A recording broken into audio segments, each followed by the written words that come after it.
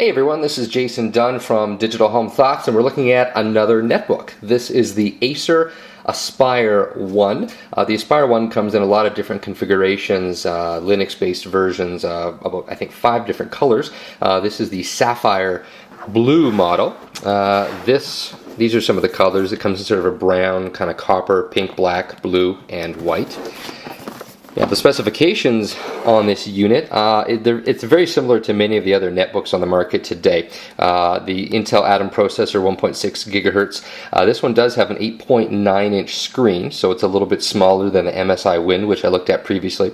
It has a gig of RAM, and most impressively, it has a 120 gigabyte hard drive, which is a lot more storage than most other netbooks on the market. It runs Windows XP Home, and it's got built-in 802.11bg wireless. So I'm going to go ahead and crack open the box, and I'll take everything out, and then we can go over what's in it quickly.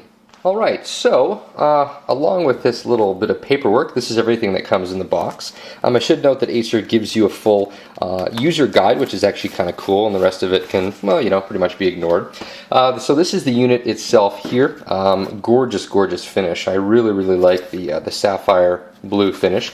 It's very light. Although that depends on which battery you use. One of the things that was interesting about this particular version that I'm checking out is this is a 6-cell battery. So I will snap this battery on, and you can sort of see how much it sticks out. So it does stick out, you know, a fair bit. The 3-cell battery is completely flush with the unit, but the 3-cell battery would be an added accessory essentially if you purchased this configuration.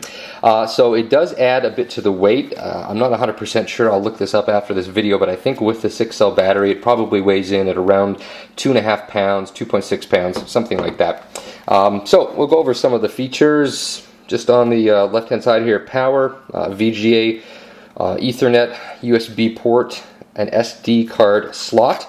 Nothing really to speak of on the front other than this little switch here, which we'll look at in a second.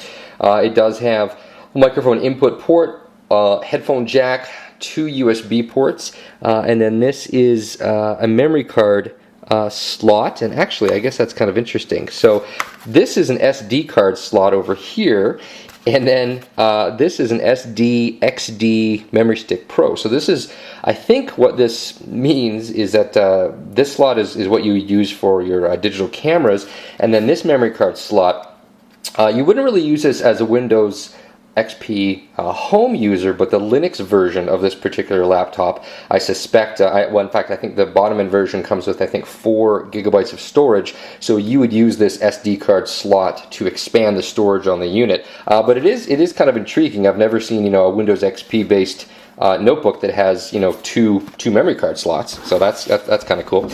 This is the power brick. It is definitely smaller than a lot of other power bricks on the market, so that's pretty cool.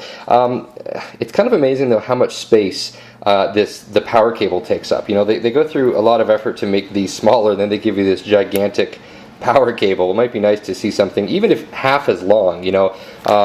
You get a lot of extension out of this cord, so I don't exactly know why they need to give you something that's this long. At any rate, that's what you get in the box.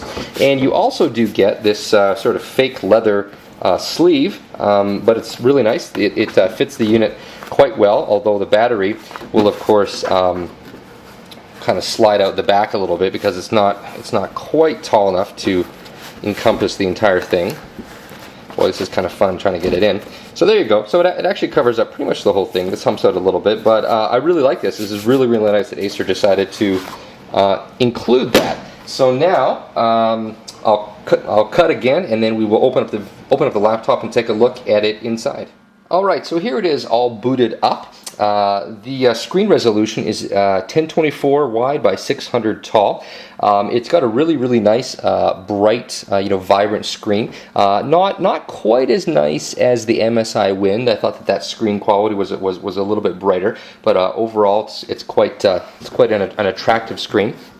On the inside here, you have a webcam. I believe that's a VGA resolution webcam, but I'm not 100% sure because I looked up the specs and I wasn't able to see it. There's a microphone here, you know, so you can use it for online chatting and webcams and whatnot. So overall, I like this one a fair bit. There's good value for the money. You know, there's not really many other netbooks in this price range that will give you, you know, the 128 gigabyte hard drive. It does come with a gig of RAM. There's 512 on board, and then there's a 512 slot that is full with a 512 chip, or rather there's a RAM slot that has a 512 chip in it, is what I should say. So I couldn't help, of course, you know, comparing this to the MSI Wind.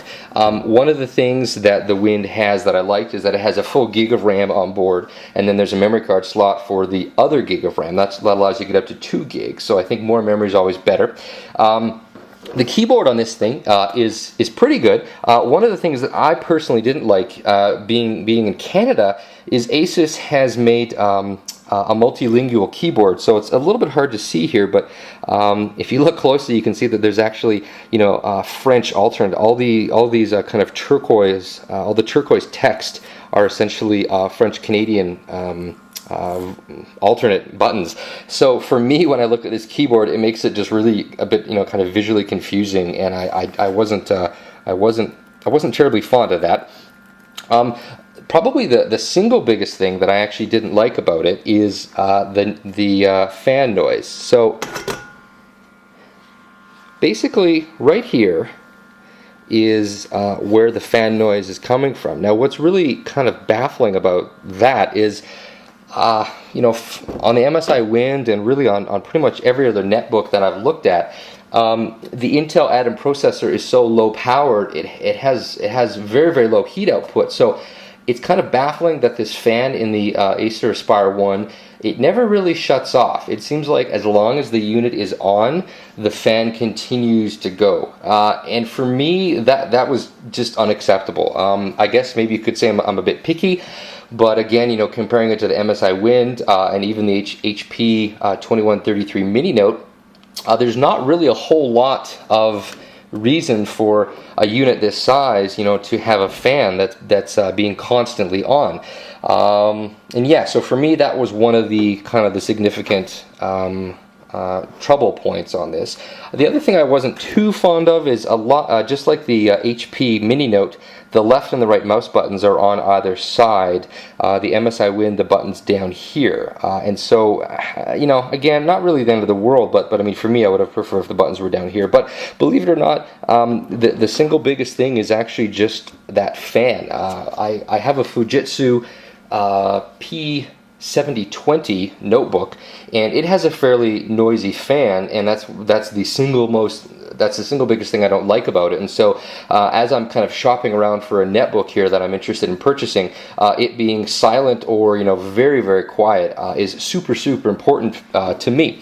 Now, I didn't notice any you know, performance problems with this unit. Again, it has the same CPU that, you know, all of the netbooks have, you know, that are based on the Atom processor. So you're not really going to find a whole lot in terms of differences between this netbook and the other netbook. So really, you know, performance-wise, they're all pretty close. So a lot of it just comes down to, you know, battery life, the amount of RAM on board, the hard drive size, and again, just some of the aesthetics. So overall, the Acer Aspire One is, it's a gorgeous little netbook. I mean, I adore the blue finish. I think it's just totally sexy. I think it has a really, really nice design.